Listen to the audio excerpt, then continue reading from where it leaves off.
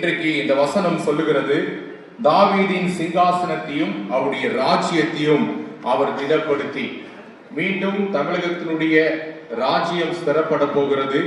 மறுபடியும் சிங்காசனத்திலே நம்முடைய புரட்சி தமிழர் அவர்கள் 2026 ஏறினால் மட்டும்தான் தமிழக கிறிஸ்துவ சிறுபான்மை மக்களுக்கு விடிவெள்ளியாக அந்த வருடம்தான் எங்களுக்கு உண்மையான கிறிஸ்துமஸாக இருக்கும் என்று சொல்வது மகிழ்ச்சி அடைகிறோம்.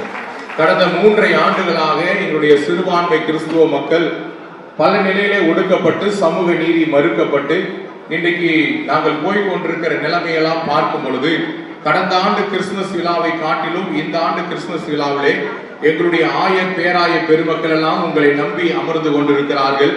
அநேக போதகர்கள் வந்திருக்கிறார்கள். கடந்த ஆண்டு இத்தனை பேர் வரவில்லை. காரணம் என்னவென்று சொன்னால், அவர்களுக்கும் நன்றாய் புரிந்துவிட்டது, அடுத்த முறை நீங்கள் வந்தால் மட்டும்தான் தமிழகத்தை காப்பாற்ற முடியும்.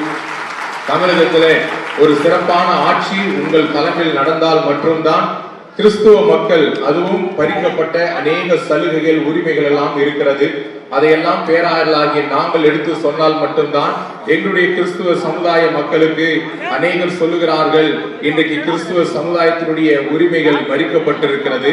திராவிட மாடல் என்று சொல்லுகிறார்கள். எது திராவிடம்? அனைவருக்கும் சமம், எல்லாம் கிடைப்பதுதான் திராவிடம்.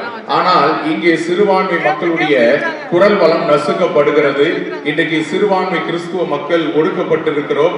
இது எல்லாவற்றுக்கும் காரணம் இன்றைக்கு மத்தியிலே இருக்கிற ஆட்சியாக இருந்தாலும் மாநிலத்தில் இருக்கிற ஆட்சியாக இருந்தாலும் இன்றைக்கு சிறுபான்மை கிறிஸ்துவ மக்களுக்கு சமூக நீதி மறுக்கப்படுகிறது.